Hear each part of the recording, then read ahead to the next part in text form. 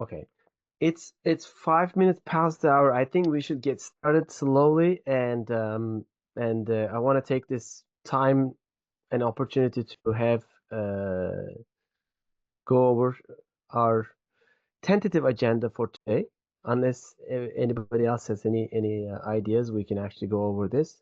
Well, the recording's already on, so I'm going to start over here, welcoming everyone for this edition of our office hours at Altinity. And we're going to talk about our agenda over how we're doing at Altinity, and also a couple of upcoming events on our way. And as well as we also have prepared some questions that we can actually go through, unless there are questions from the community that wants to ask over here. So to start with, my name is Alkin. I'm the Director of Services at Altinity. I actually work with the support and the engineering teams to manage and help our customers. And I maybe ClickHouse community does not know me well much since I've been around for more than 3 years in this community. But previously, I was on the open source MySQL community, and in my previous life, I was in an enterprise database community where I managed very large corporate data. I'm happy to be here. So this month I will be taking moderation tasks for this event. To get started, we have I want to actually open the floor with while we have Robert. Robert, did you want to share something about our current state of affairs with Altinity? Um, Sure. mhm. Yeah, this is great. Thank you so much, Alkin, and hi everybody. We're gonna do this on a regular basis because we think it's just helpful and fun to offer people a chance to get together, find out what you're doing. You can find out what we're doing. So, I had there's a bunch of development activity going on both in open source as well as in the commercial products. So let me just summarize some of the key things we're working on. For those of you who use our builds, which are the Altinity stable builds, the 24.8 release is on the way. We usually wait 3-4 months because it takes a while for the LTE releases that we build on to stabilize. When they come out of the gate, they have bugs just like everything else. So we wait for fixes to arrive. We also do a lot of backports of fixes as well as features. There's a fairly large one having to do with correctly assuming identities when we do distributed queries. So there's stuff like that going in, but we anticipate that build's going to be out this month. Uh, Speaking of the Altinity stable builds, we're also going to be doing something new this year. We're going to introduce what we call Altinity Edge builds, which are builds that contain features that we're working on. They're not entirely stable, but we want people to be able to see them easily. In particular, you will see a lot of work on data lakes. That's an area of great interest for us. We put a lot of work into things like putting Bloom filters in on Parquet, Parquet metadata caching, a bunch of other things, which will make queries on this external data much, much faster. So those will appear in the edge builds because we want to get them into both our own hands as well as other people's hands as quickly as possible. And you'll see the edge builds appear.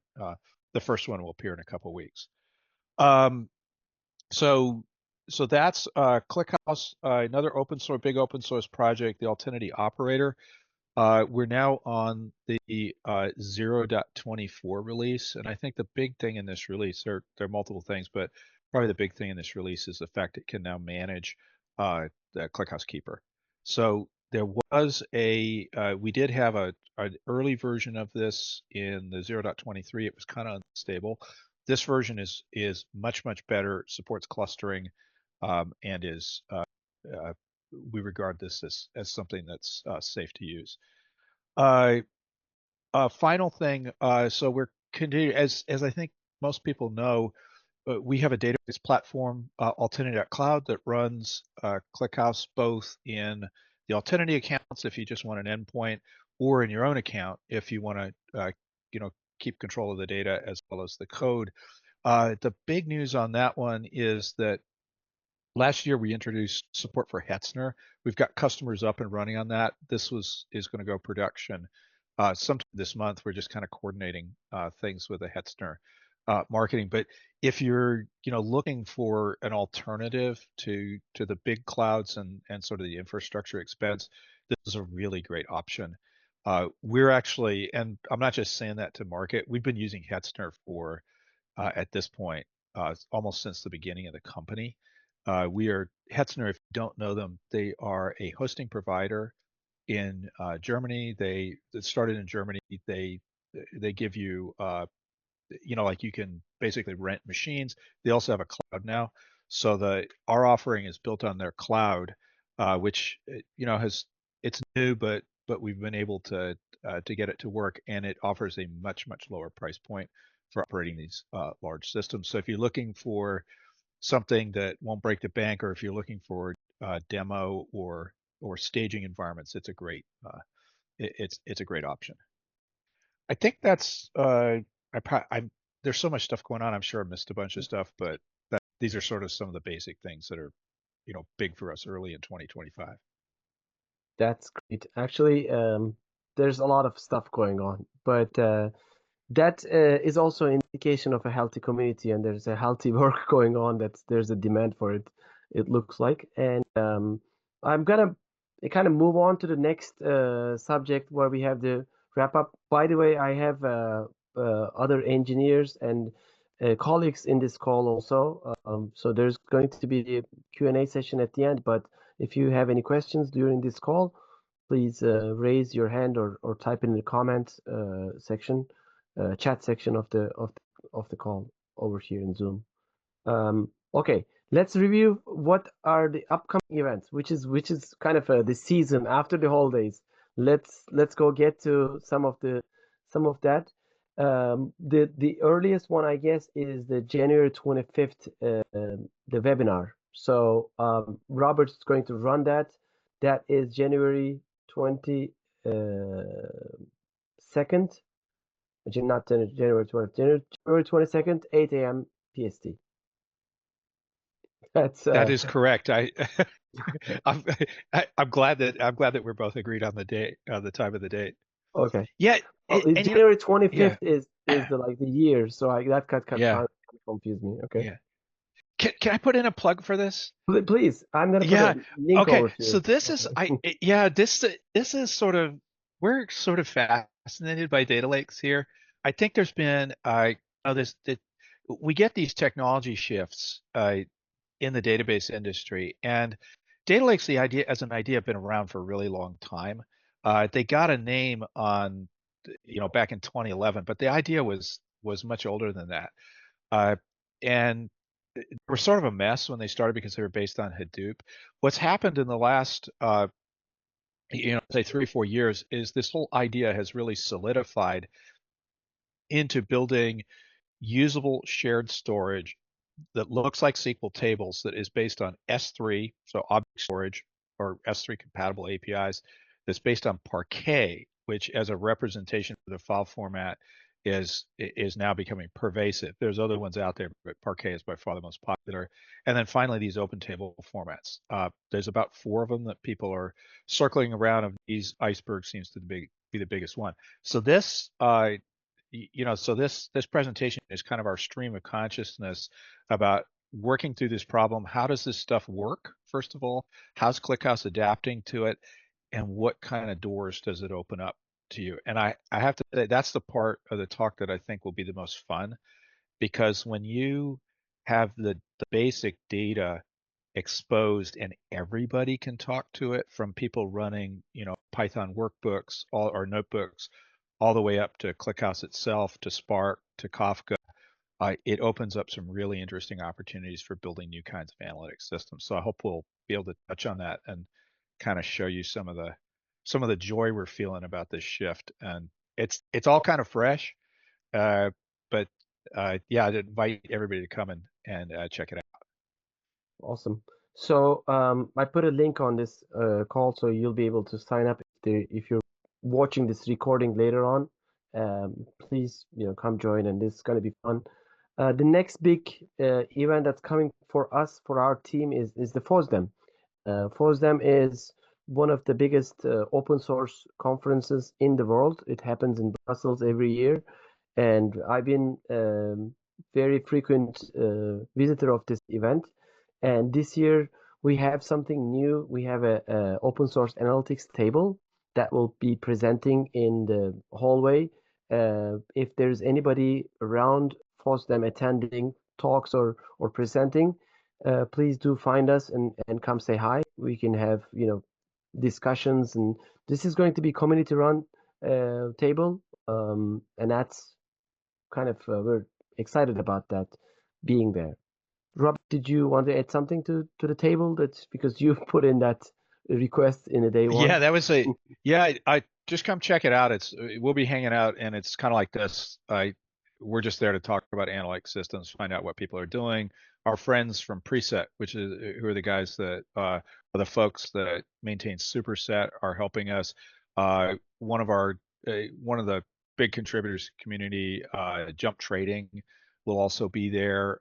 So it's just come on down and talk about analytics together, and just share the joy. FOSDEM is a totally cool conference. Yes. And the conferences, the in-person conferences are alive. We have put in two things. We have put in this request before with Robert. Even before I joined Altinity, it was rejected. We didn't get a table, but now we have it. This is going to be fun. On a side note, we also have 6 talks from Altinity team in a various tracks. One of them is mine. I'll be in a MySQL dev room talking about vectors and MySQL correlation. And Robert has a talk, and we have other members of our staff selected talks. We'll be publishing the links, and probably you'll see on LinkedIn and other resources on our page that if you want to come in and join those talks also. Robert, is your talk ready? So Are you kidding? It's like it's almost 2.5 weeks for the conference. I seriously, I actually did start to fill in some stuff on the slides, but not yes, very I also had my first draft last weekend, Yeah, but the time flies and things go fast. yeah. And then there's another one right after, around the corner of Brussels. That's a State of Open Con in London. That's going to be another talk that Robert will be taking. I am happy to actually link that to the chat also. And this is something continuation of the data lake discussion that we're going to have. So those are the events that we will be actually joining or presenting. So Are these events on the Altinity blog, so that even after this call we can access that? yes, it's under our events page, actually, Altinity events page. I Okay, can cool. link that to the chat also. Yes, because we're publishing them as the time comes, and then gets published in LinkedIn and other social channels. Oh, the FOSDEM talks are streamed. The other ones are recorded. The recordings can be. Vishal was asking a question on that. So FOSDEM talks are always streamed, and there's going to be a FOSDEM portal that has this information, but they're also recorded because people might be in a different time zones. So you can always go back and check those out for the talks that and different tracks. There's a lot of talks in FOSDEM, but they do manage to stream them on their own portal. But the talks that we're handling with the webinars, they're usually live and then recorded and shared later on. Okay. So for today's technical discussions, um, for this month's edition, Misha and I were looking for a bunch of questions that came through the other channels like Reddit, and then found out that our very own Josh actually posted a LinkedIn 4 of them. So I thought that maybe that would be interesting to go over those before we get into the roots of others. So I'm going to actually start with this niche subject. Maybe this is a kind of a cool thing to talk about that might be interest of a lot of people in the ClickHouse ecosystem, is to Zookeeper versus ClickHouse Keeper. And I have experts in this call, but I'm going to give microphone to Misha to take his 10,000 feet overview about these two. What do they do, and why do we need two of these in the ecosystem, and where did this ClickHouse Keeper idea came from? Yeah, so first of all, hi everybody once again. Yeah, so Zookeeper and Keeper. Initially, when ClickHouse was developed, they just picked like why it's needed. First of all, like it is a tool for doing some consensus fix in a cluster. So sometimes, like two nodes of a cluster can decide that we need to do something together, or I need to do that first, that you need to be a second. So to make those decisions in a consistent way, there are some systems for that. Like the first choice actually was Zookeeper, because that was a mature system existing at the moment that ClickHouse was created, and that's why the story of relationships of the ClickHouse and Zookeeper started. And initially it was picked because it is a mature existing system, like written by smart guys in Java and so on. And it actually it works. It works quite nice. It has a good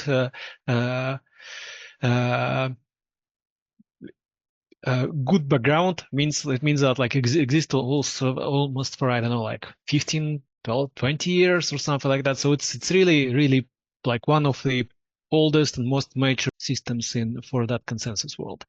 But from the other hand, it is like, from one side, it is so great because it's so old and mature and so on. But from the other hand, it's so bad because it's so old, so mature and so on. Because some people, they just prefer not to have Java in their stack for different reasons. Some people, I don't know, like Java, like garbage collection or something like that. Some people, they sometimes face problems with Zookeeper. Like there are some limitations of the protocol, like things like Zookeeper ID overflow and similar things. So to address those challenges, ClickHouse team, they decided to make kind of code investment, like work investment in creating their own consensus thing. Because at the moment, then, like 2020 or something like that, there was already quite a lot of other nice, more modern alternatives to, like, which can be used as a building block for that, namely Raft protocol. So Zookeeper initially it's built on the top of a Paxos protocol, but at the moment of like 2020 there was a more modern, fancy protocol, like it's called Raft. Based, and there was also like ready libraries which can be used for that. So because of that, they built a new tool which is called they called that ClickHouse Keeper, and it is protocol compatible with Zookeeper. It makes the migration smoother, and actually that's quite.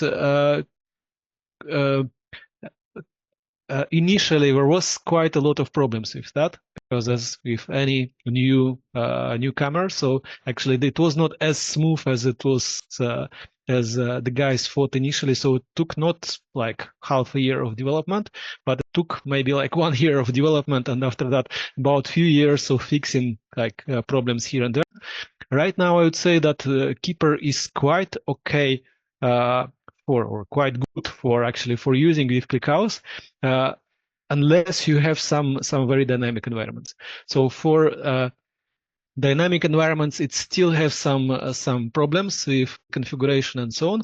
But if you have 3-node Keeper like static configuration. That is for sure. And if you start new setup with ClickHouse, that is for sure your should be your first choice. So don't look on Zookeeper if you start new ClickHouses. Just run it already with ClickHouse Keeper. It have quite a lot of advantages. Why? Because it actually they designed few ClickHouse specific protocol extensions inside the ClickHouse Keeper, which are not available inside the Zookeeper. Also, modern versions of ClickHouse, they stop looking very carefully on the compatibility with old Zookeeper. So that means that sometimes those incompatibilities with Zookeeper, they appear with time. So right now, ClickHouse Keeper is your first choice. If you see some bugs or something like that, you can always open the issue, and it should be fixed quite quickly. And also what is important in Altinity, we added the support also for the keeper inside ClickHouse operator, and that's just one exception why you may still want to use the Zookeeper if you have already running cluster, if you're happy with that, if it's stable, nothing is wrong with that. Well, you just follow the golden engineering rule. If it works, don't touch it too much. Yeah, so just keep it running. And also there is a procedure, like if you, for some reason, if you're not too happy with the existing setup of Zookeeper and want to move on to the keeper, there is a procedure described in the documentation. It will require some downtime, like some short amount of downtime, but it is possible to migrate from one to another. Mm-hmm. Wow, this is great. Thank you. I was going to ask is to jump on to the next subject is to get the operator compatibility with Altinity's ClickHouse operator, and so that you already mentioned that, and I also thought that it's a good practice to have an operator. So moving on to the next subject, I think unless there are some questions on this good discussion around the keeper and the Zookeeper, the advantages of the new one and the focus on the new one, extensions, compatibility, and everything else. There is a general requirement of having a 2-shard, 2-replica, or multiple shard, multiple replica environments. Now that ClickHouse maybe started as a standalone server, which done a great and everything, but it was fast and furious. But at the end of the day, today's database system, regardless of whether it's an OLTP or analytics, they require some sort of a high availability. In order to do that, we need to actually create a cluster, have replicas, maybe shard our data in terms of scaling out. So I want to kind of switch subjects over here. How is it best to build a 2-shard, 2-replica cluster with the given resources? So Mish, take it away from here, which I actually want to kind of link it to the operator also. But if we're not in the Kubernetes environment, we don't have K8, know-how or some kind of a skill set to do SRE team to manage that. How do I do, like build 2-shard, 2-replica cluster with ClickHouse? Yeah, so first of all, I guess that question comes from somewhere from Redis, from community. So it's actually like these people, like the way how the question is asked, it sounds like actually the people just don't use Kubernetes, because otherwise, like if you use ClickHouse operator, the way how to create the 2 shards, 2 replicas cluster, it is just 5 lines, or maybe 6 lines manifest, which like cluster name, replicas 2, shards 2, kubectl apply, and you're on. Like just wait a few minutes and your cluster is here for you. That's how the ClickHouse operator works. So in obviously for making that, I don't know, production ready and so on, like you'll need to add few more lines there, but generally that takes the complexity away from you. So that is if you are inside that Kubernetes world, that is the simplest way to do that. And after that, you can, if you need, you can always reverse engineer the configurations and so on, like check what ClickHouse operator did for you to make, like which configuration files it created and so on. Generally, that is like out of a box solution. If for some reason you cannot use Kubernetes, then you have a few more choices. Like one choice is just like, obviously, let me like again, Altinity product placement moment. So just have the product which is called Altinity Cloud. There you can just have a managed ClickHouse. So then again, you just go to the web browser, just click OK, like create cluster, like 2 shards, 2 replicas, wait 2 minutes or 5 minutes, and you have your cluster running. But of course, we also love people from community who likes to run the stuff on their own hardware. Like it's totally okay. To make the configuration for 2 shards, 2 replicas, actually you need to do few configuration steps. Maybe I'll just share right now the screen and show you the configuration. So I just have it's a bit outdated, but generally everything still the same, still true since like 4 years when it was created. So it is just example with Docker Compose how to do that exact stuff. So like if you want to have like cluster with 4 nodes, 2 shards, 2 replicas, you will generally need to have one Zookeeper at least. If you want to have it highly available, you will need to have 3, and obviously you'll need to have 4 ClickHouses, and those 4 ClickHouses will need to have few important configuration fragments. First, you will need to configure macros for them, saying which telling to that node the position of that node inside the cluster. So you're a part of that cluster. You will be the first shard and the second replica. Here inside that Docker Compose, I fill them from the environment variables. So if you can just check that here.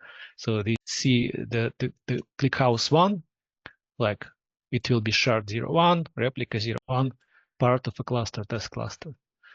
Second ClickHouse will be still shard 01, replica 02, still, and so on. So actually, I just populate that through the environment variables, and you will also need to do remote servers configuration just to show him the map of the other guys. Who are the other guys inside of that cluster? So, and what are their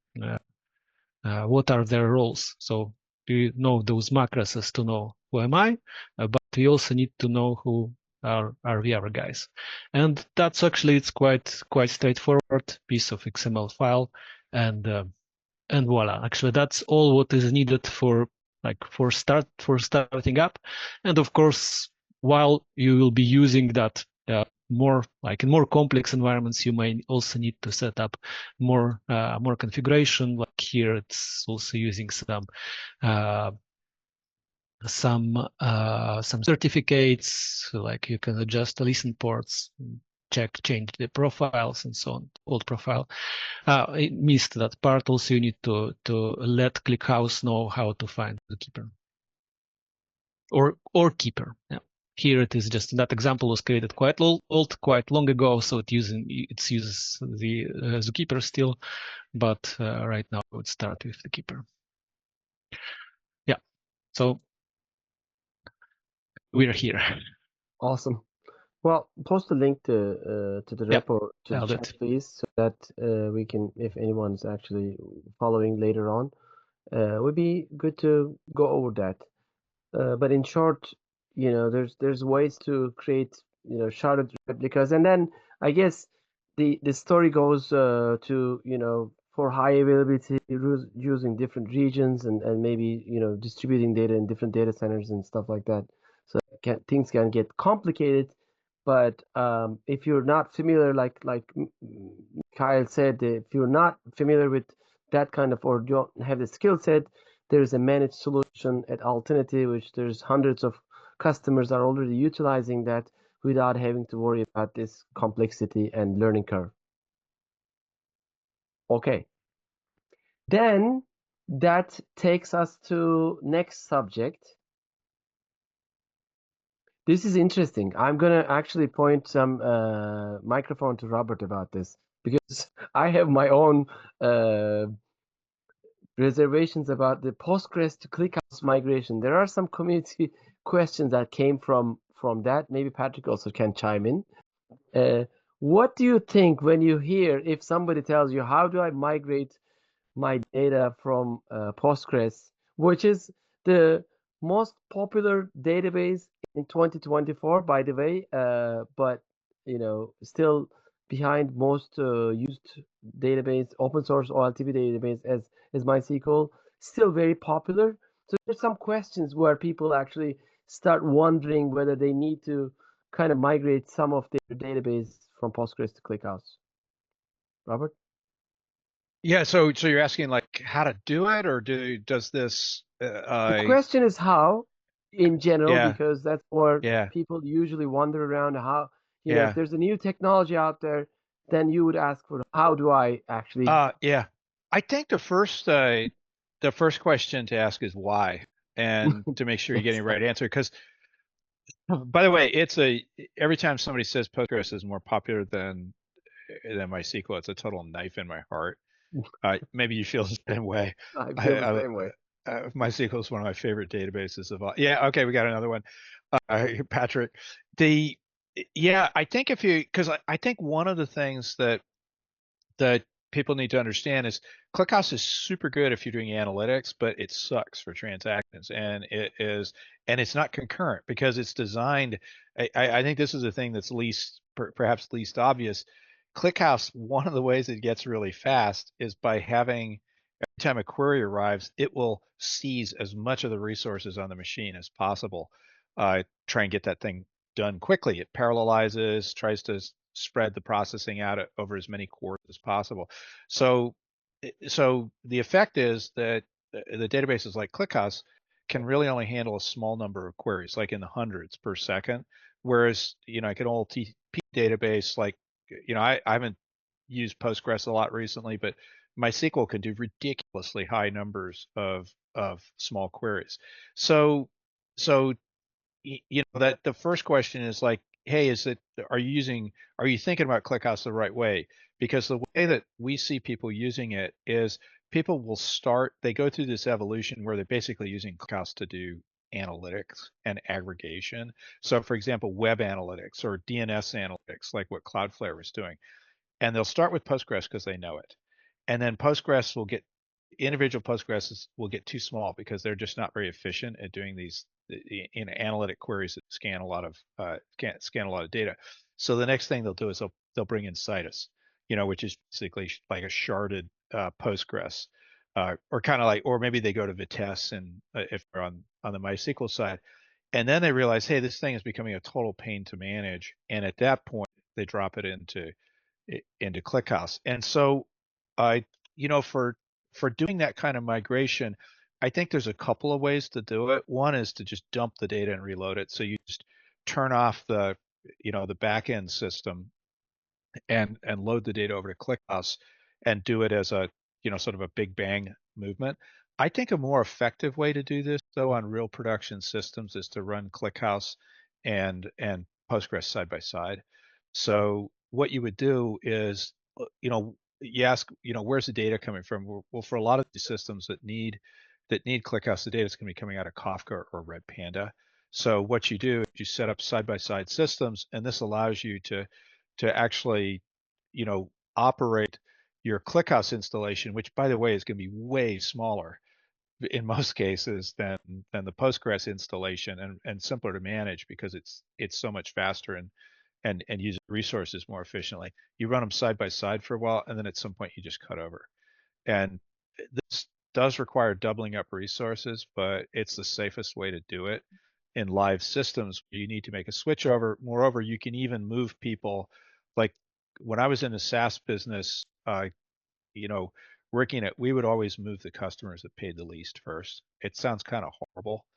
It's like the same principle that the people who board the airline, pay the least board the airline the list, but it's really the safest way to do it is to have some group of people who go on as canaries. You can make sure that stuff works because when you move to ClickHouse, it's a big jump from Postgres to ClickHouse, and you're going to end up needing to rewrite your application to use ClickHouse effectively. The queries that work on Postgres are not just going to transfer over without changes. So that's kind of my take on it. I don't know, Misha. Misha, you've done a lot of work with Kafka. I don't know what your Yeah, actually, I take. agree that actually I would prefer to not move the data from not have that just have them side by side, not instead of that, because usually if you have the transactional database, you have it for a reason, because you need that transaction, you need to have like all those ACID properties and so on. And having ClickHouse can be the great addition for that. So instead of rewriting the whole product to reuse, just changing, making the revolution, rebuilding everything, that's usually it's too much pain. But having something like start small. Just take one table which you feel that it is the most have the most data. It creates most of the problems for Postgres or for MySQL. Just create a copy of that. It could be just a forking at the moment of insertion. So like when you insert to Postgres, also insert to ClickHouse and backfill the data from for the existing data. Some people they like to have some automation here, just reading the bin logs and so on. It's a bit complex, I would say. It's doable, but you can some people like that. So using things like Debezium, like sync connector and things like that, they can do that actually. But it's more advanced use case. But usually just start small. After you'll have the data inside ClickHouse, you will start rewriting some queries, not all of them, just some queries which makes most of the pain to using ClickHouse. Start learning ClickHouse, start that learning curve, and once you'll feel more comfortable with that, you will see that more and more people will start using that, more and more use cases will pop up, and in the meanwhile you'll build your own expertise of how to do things, how to move, what are the best practices. Also one of a common mistake or one of a common problem the people, and then they start using ClickHouse, for example, using wrong keys. Just use the same keys as from the Postgres. And later on, if you migrate a lot of tables at once, you need to rework a lot of them.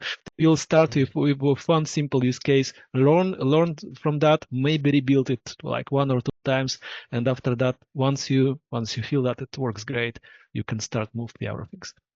Awesome. So in summary, I think I concur with the question of asking why would you need to migrate from Postgres. My take on this one, just in short, on top of both of these explanations, and I completely agree with all of them, because we've seen this in the past life for the OLTP environments where they actually hit the wall where the data was not suitable for that environment, which in generally very in simplistic terms is whether the data is time series data, it's a log data or archive data. These systems are not designed for it. Take those, focus on those first to get it out of the OLTP. In this case, we talked about Postgres, or whether it's MySQL. Then otherwise you will have definitely scalability issues, as well as next subject, backup issues. Because the data is too big for those systems, your recovery time objective will be very long, and that will not be very investors and the bosses will not be very happy if you tell them it'll take 24 hours that you will restore the data even if you have a backup. So testing backups like a pro. I want to switch to that subject in ClickHouse world.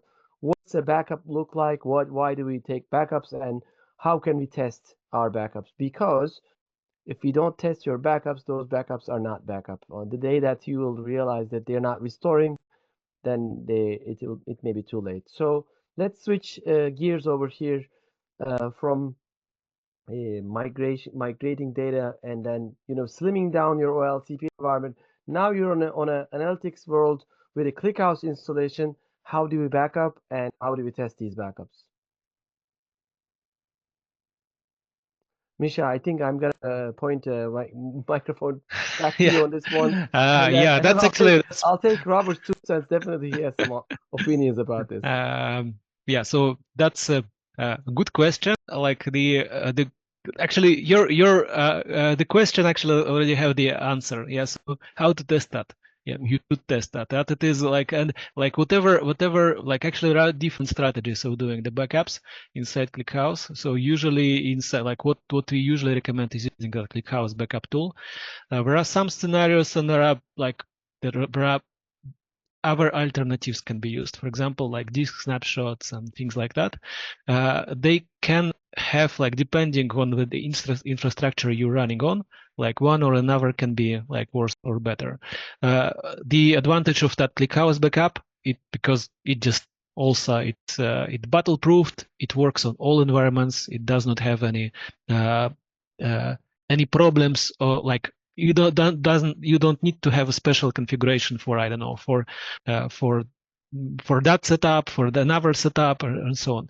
But for example, if you're in clouds, using the disk snapshots can be also a interesting alternative for that, which may work good for the for bigger data sets. Yeah, and in general, like if you like first, once you pick the strategy of doing the backups, let's assume that you're using ClickHouse backup, like you need to ensure that you're reaching those two magic numbers. One of them is recovery objective, yeah, and the other one, like I always forget the names of those. So one of them is how often you can do the backups. So how long it means that you can, if you take backup too long and that backup impacts the cluster, maybe you just have too much data on that per node. Maybe you just need to shard out, or maybe you just, I don't know, use different strategies of backup. I don't know, just backup on the refreshes data or whatever, or just not backup all the tables. The other one is that recovery objective slow. So how long it will take you to get your data back. Here the one important question is how fast you can get the new hardware, and how fast you can get the data back. In general, the only good way to answer all those questions is just to test that. So you just need to run that thing and just see what will happen, because sometimes like the tool does a job, but it also runs on some hardware. It means that you use some. It has some bandwidth. It has some limitations on throughput, on IOPS. It has some you have some limitations on the node types and so on if you run on the cloud.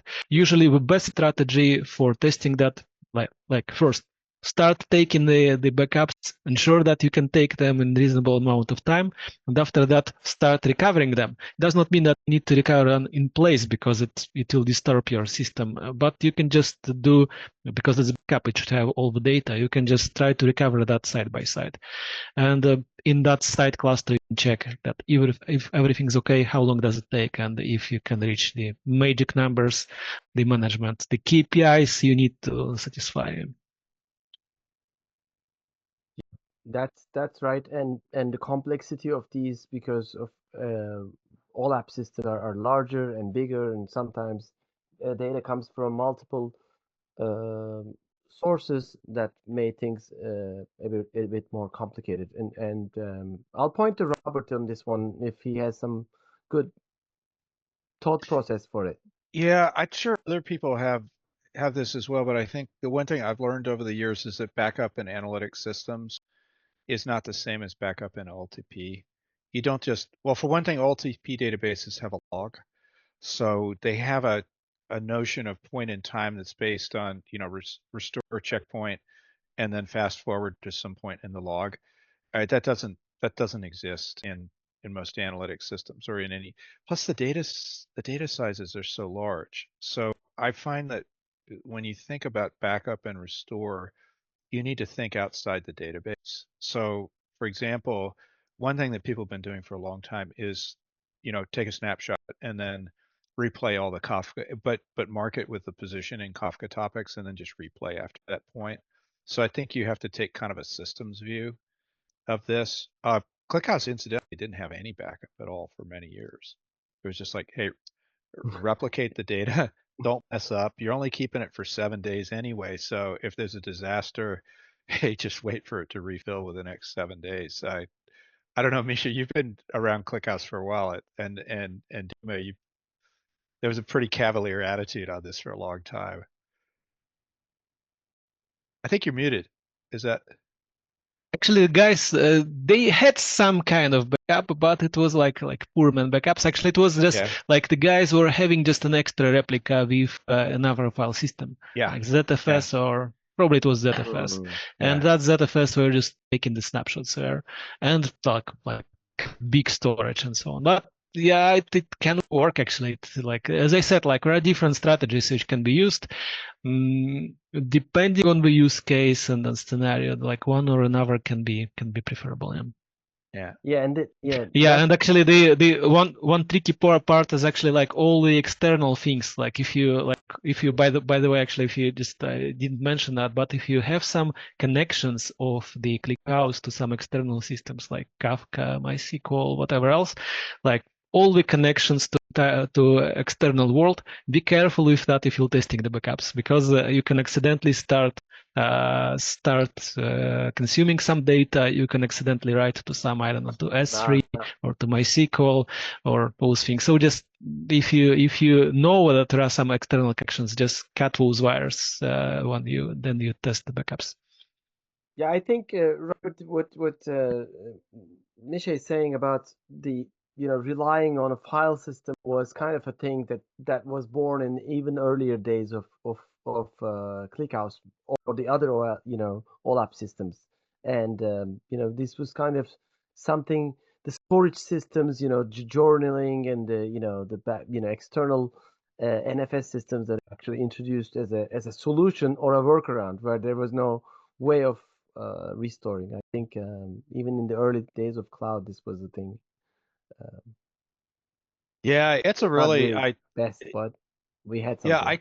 I think that yeah, and it's interesting because ClickHouse, I think one of the ClickHouse in general is actually sort of still struggling with this a little bit because there's a lot of stuff that makes ClickHouse fast is playing tricks on the file system, like hard links, for example, to avoid moving data around. And the fact is that when you're in these large data sets, um, it's very painful to move them somewhere else. That's why ClickHouse doesn't do it. That's why we would rather keep everything on disk, use Linux hard links to play with files so that, for example, we can update parts without having to rewrite the entire part when we change a column. It's a tough issue. But this data lake solutions can actually may have a slight impact on then where you actually back up to S3 and then be able Yeah. to access that data without having to restore or make sure that that backup was valid or something. So that might be another new technique born in that sense. Yeah, I think you still have the problem that, like backups do more than just protect you from a disaster. That's a big thing. But there's things like, hey, somebody dropped a table by accident. Even in a data lake, it's pretty easy to drop table. In fact, that's one of the few updates that's actually well optimized in things like Iceberg, just based on the structure of the data. The other thing is people make backups so that they can build new systems. So sometimes people will create a staging environment or create a new cluster by loading a backup from an older cluster. So these are operations that you also need to do. And then if you can't use backup for them, you got to think of some other way to make them work. Yeah, I mean there are some other different use cases, but I think depending on the business requirement, testing backups might be a basically a solid business requirement to have, and then like the replicas and HA and everything else. So this is possible. People might use different techniques over here. All right, cool. This was actually a good discussion that I really enjoyed. All right, Patrick. Yeah, I'm new to ClickHouse and more of a MySQL background, and my thoughts on, I just had a few thoughts. I was thinking about backups with respect to ClickHouse and what I've dealt with thus far. The one thing that is incredibly useful with ClickHouse is that there's a lot of functionality with S3 for object store to be able to do backups, or if you just want to copy a table there really quickly, that it's pretty simple. I mean, it's built in, and it's really nice in that regard. The other thing is that, with Postgres, you've got PG base backup. With MySQL, you have extra backup, and those do the whole database. And yes, you can dump singular tables. But ClickHouse, I think ClickHouse is kind of a case of what things, sometimes you have the choice of, do I really need, is this some kind of a table I really want to back up on this particular regularity? You could have different regularities for different tables or not at all. And you can kind of approach it more granularly. And ClickHouse makes that easier to do. And it has, again, built into the backup tool, the ability to do remote, to push to remote, both the built-in backup and Altinity backup, which is really nice. Yeah, I think that's a really important point, that ClickHouse reads and writes S3 really well. And I kind of forget that. You kind of forget, if you work with ClickHouse, you kind of forget how good it is until you go to some other database like MySQL and you're thinking, hey, I got this table here. Can we just put this into S3? And I think the answer in MySQL, somebody correct me if I'm wrong, but it's still like, no, there isn't a direct way to just export this table out to S3 and God knows, out to S3, let alone, S3 in Parquet format. That Snowflake and analytic databases tend to do this a lot better, but it's definitely capabilities in that area are I super don't good. think there is, but I don't also necessarily think that it's a requirement, because like MySQL or Postgres like systems, they want to contain the data within Yep. Yeah. its own ecosystem, and that might be part of security and compliance. And there's we want the data is because transactional data is more important data when it comes down to dollar amount. So having that slipping through an S3, maybe it's not desired to be honest. So there's also that part of the angle. But I like the contained environment with its own ecosystem that has bells and whistles, all the checks, like you said, checkpoints, log entries, and everything else within that system is also an important factor to have. Yeah. Okay. Vishal has a question. Is there any plan to bring transactions in ClickHouse? Oh, that's a painful Yeah, subject. yeah. Plans, Can you talk about it without MongoDB crying? 4.0. Yeah. Yes, actually there are plans for that. There is some draft implementation of that for the plain merge tree, so non-replicated setups. But it is, I would say, like from one side, it is like the existing, like the draft implementation. It can work with some problems, but it works if with replicated, distributed, sharded system and so on. Like those transactions, it's a pain. Like I'm not sure, like if it'll, like there are some plans to have some limited support of that, but that is like it's not something that we will be working on. I know that core team is have it in the plans. In the roadmap for the next years, and every year they shift that to the next years. Yeah, so it means that maybe eventually it will happen, but it's a hard topic. Yeah, it's not an easy one. I think it depends too on what you mean by a transaction. So if you mean full ACID, I'm pretty confident ClickHouse will never have that. what would be nice is actually just to see auto commit work. So by that I mean if you do an insert, everything that you insert either happens or it doesn't. Right now this happens at the block level. ClickHouse is actually, that's the transactional model for ClickHouse. So it'll write a block and it's it's durable, it's atomic, blah blah blah. I think the practical places where we see people get messed up is if you have a transactional failure, like you're loading data really fast using async inserts. You can lose data there in some cases. The other thing is if you have materialized views, there's no guaranteed consistency between the table and the materialized view. And that has, I don't think we've seen a support case on that recently, but we've seen some bad ones in the past where, materialized views got polluted with bad data and then they had to like recompute the view or something. I remember like a Saturday with one of our bigger customers that happened. And so that's the kind of thing where it would be great if ClickHouse didn't dealt with that.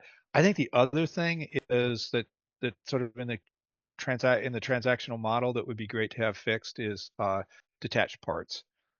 We have a lot of discussions about that problem because ClickHouse, when it gets under load and restarts, will have a tendency to lose track of the state of parts, and it just ends up having to clean up. And that would be another one that it would be good if ClickHouse just handled that automatically and just didn't lose them.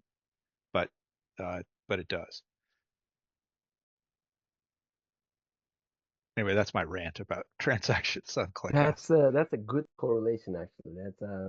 That's a very good overview. Yeah. Experience speaking over here. While we said that, we ran out of time, and thank you for joining this month's edition of our office hours at Altinity, and hoping to see you next month again. Hey, ping us on Slack too if you want to talk about this stuff more. We're pretty. These are all issues that are like the detached parts thing is something that's like deep in my heart. I think about that one a lot. So yeah, love to talk about it more. Awesome. Thank you very much. Thanks everyone. Thank you. Bye. Bye. Bye bye.